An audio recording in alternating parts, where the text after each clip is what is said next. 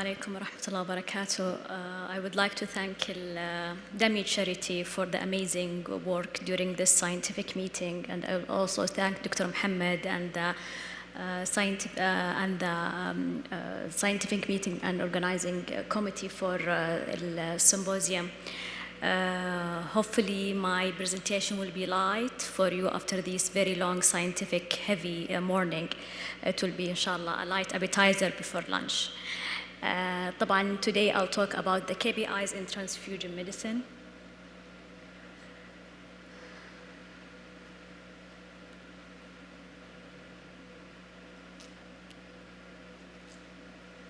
I think I need help with this pointer.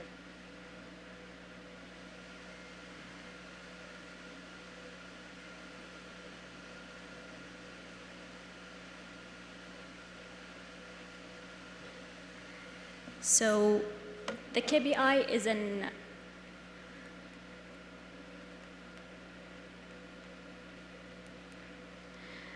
during my talk, I'll talk about the KBIs, the type of KBIs, and then the step for effective KBIs. Then I'll talk specifically about the KBIs in the blood donation.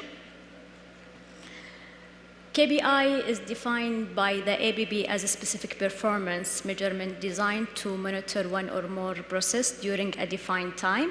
KBI is an acronym for a key performance indicators.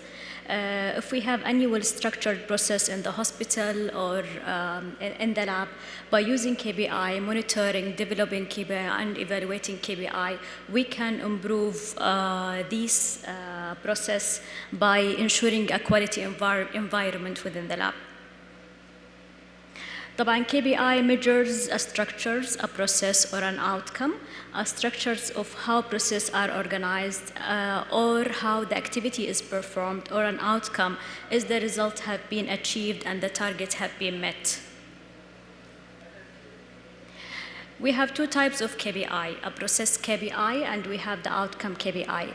The process KBI is to study the process in the lab. For example, in the donation setting, examination of the length of the time between the donor's arrival and his departure. So this is a process KBI. However, in transfusion service, monitoring the length of time between the ordering of blood by the physician until the time of transfusion begin, also this is a process KBI that can be measured. An outcome KBI is measurement of a target. Are we meeting the target that's been intended to have? For example, in the blood donation setting, monitoring the rate of adverse reaction to donors. This is the target that we need, for example, less than 1% of adverse reaction. Are we meeting this less than 1% or not? And another example in the transfusion service is monitoring the percentage of wasted blood product. Also, KBI can be internal or external. An internal KBI, this is within the institution, can be designed, can be set, depend on the specificity of these institutions and its need. It should be specific and detailed. It can be informative and focus on information that is easy to be sampled, and it should be able to identify a tangible action for improvement. However, the external KPI, it's more general about a data that need to be in comparison between hospital, which is used as a benchmark, or information being collected by regional, national, and international health organizations. For example, CBAHI. CBAHI is accreditation institution that have a standard that the transfusion service should have quality indicators. And they are giving an example, but it's not limited to rejected donors, rejected unit, donor satisfaction, adverse donor reaction, usage of and discard, ability to meet the patient's need, and blood order practice, cross-match, and transfusion ratio and the blood administered practice. طبعا this is not the only KPIs in transfusion medicine. We have more than 30 KPIs transfusion medicine. You can pick and choose, depend on the size of your facility, depends on the needs in that facility, and depends on the outcome that you've been planning to.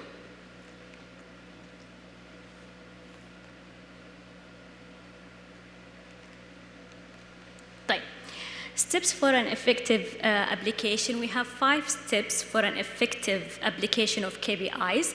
They are, for example, we will start with selection of specific KPIs, then development the process for a KPI, then set the way of collecting the data that is needed to implement the KPI, monitor the result of KPI, and then set an action plan for improvement. Later on, you will go to the same cycle and again try to analysis and collect the data to ensure that we are meeting the exact improvement and action plan that we are wanted to. It's very integrated steps and interaction between other.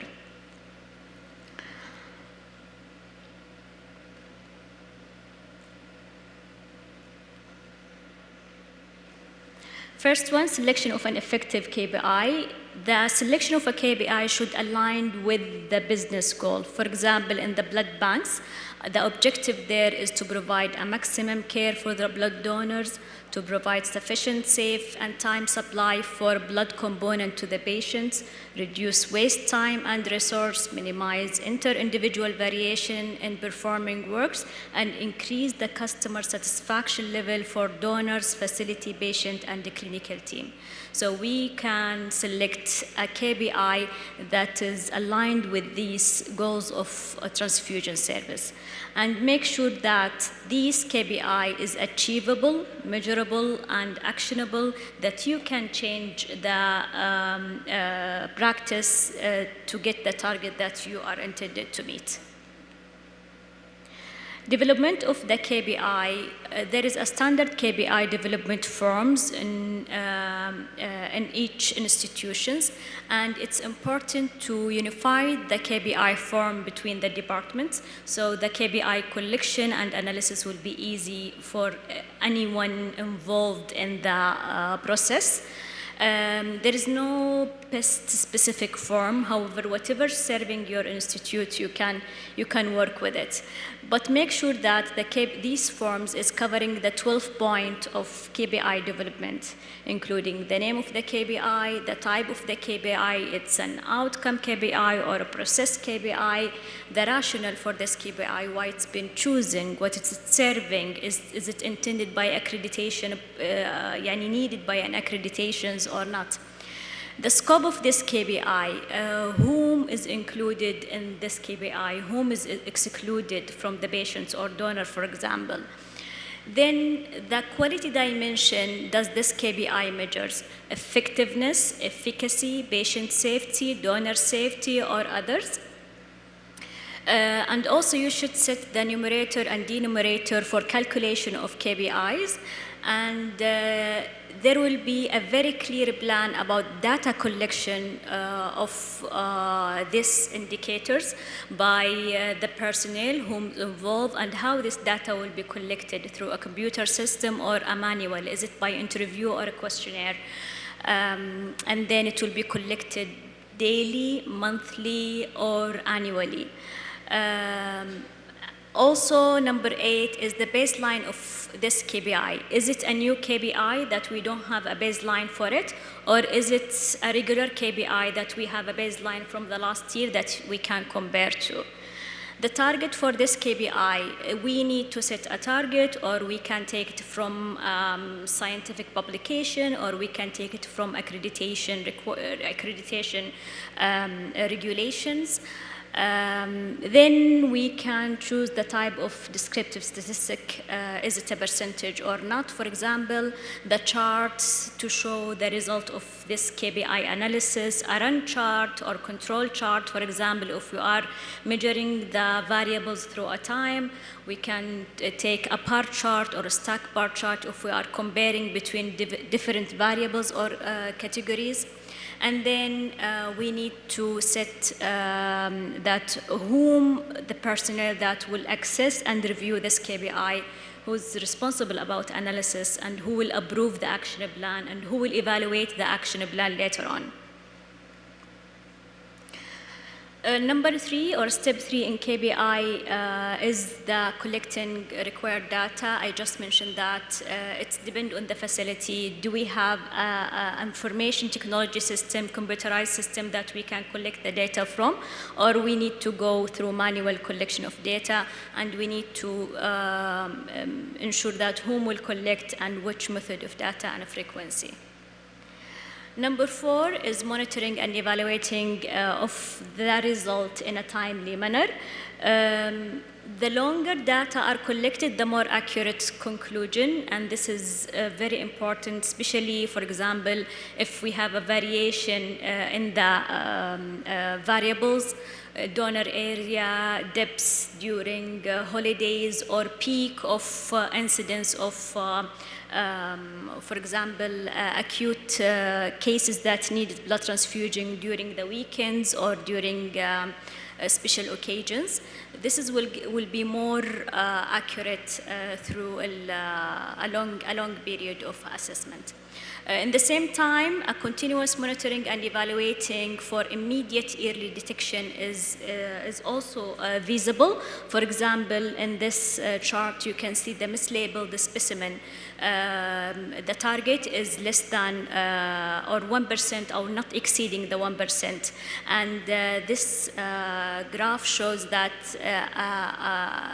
an exceeding of the limit in the month of March. So early detection of this increase and early implementation of an action plan to correct this increase can be done immediately.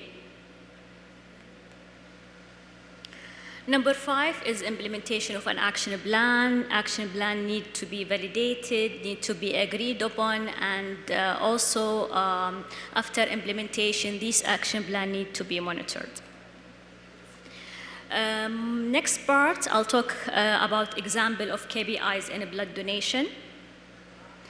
In the blood donation, we have a very long list of KPIs. This is an 11 example of them.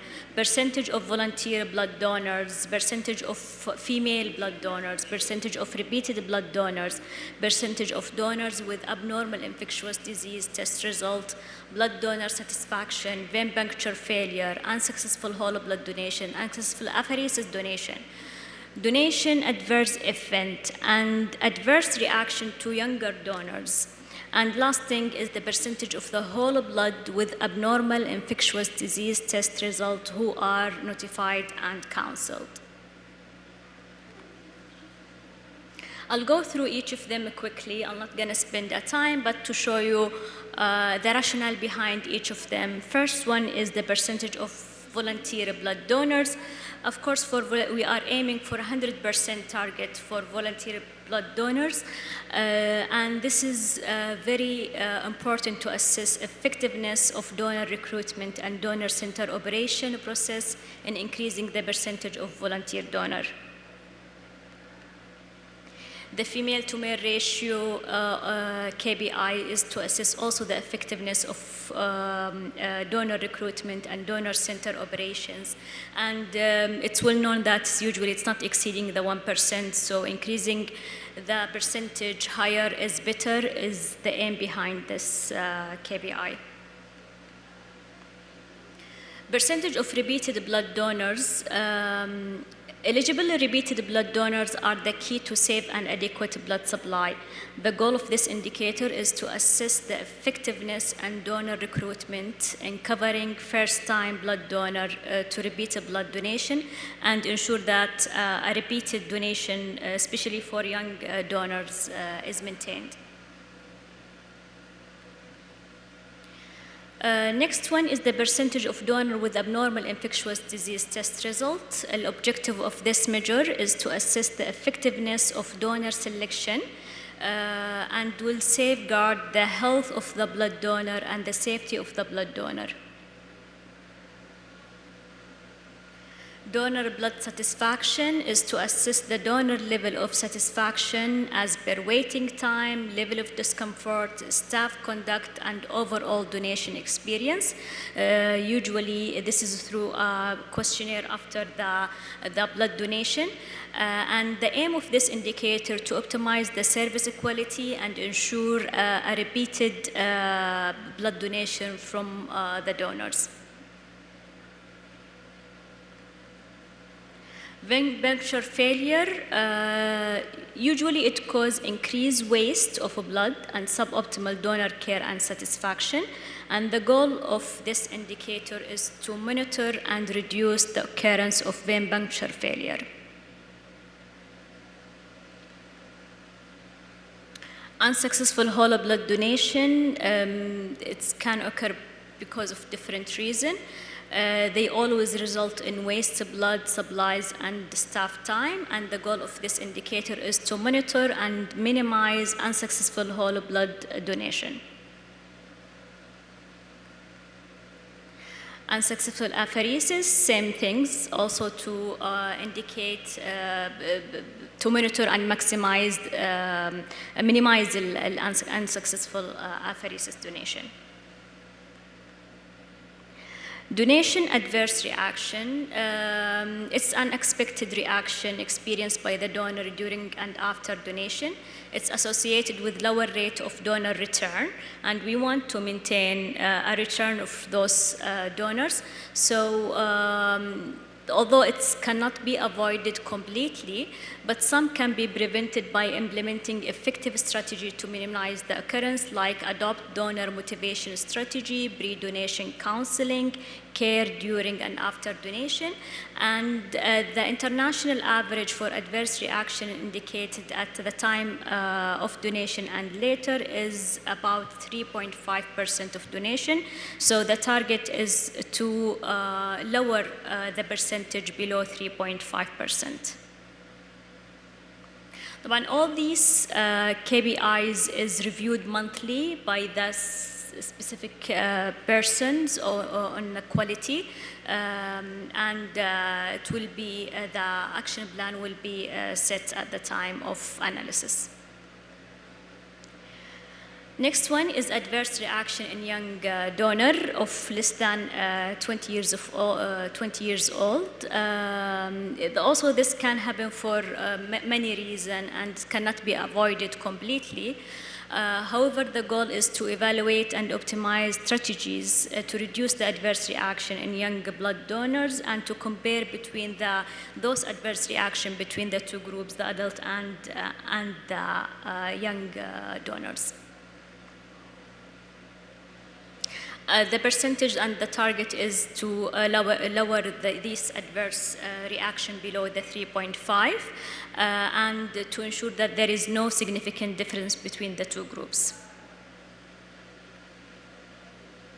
Next is the percentage of blood donors with abnormal infectious disease test result who are notified and counseled.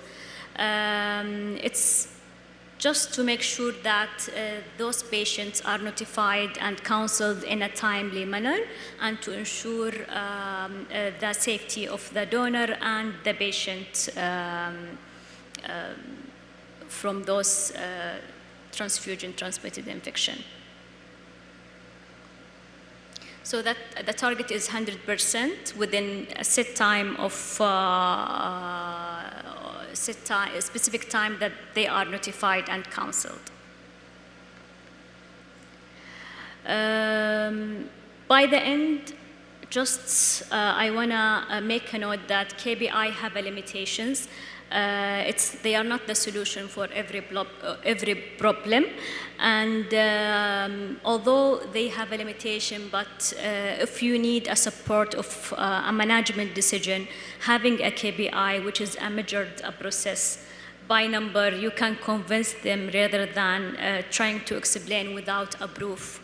Last thing, that implementing too many KPIs can diminish the impact of those KPIs, especially the important KPIs. So the transfusion service can choose specific type of KPI that will serve to get and improve quality. of the service, rather than adding too much KPI, will make the staff more busy with them.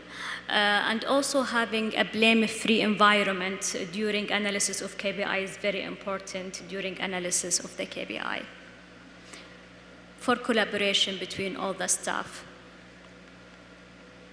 This is the end of my talk, and I would like to thank my colleague, Mr. Faisal Al-Sagri. He's a transfusion medicine colleague. He have the booklet with the AABB, which is the blood bank KPIs. It's very informative if any of you are interested about the KPI analysis.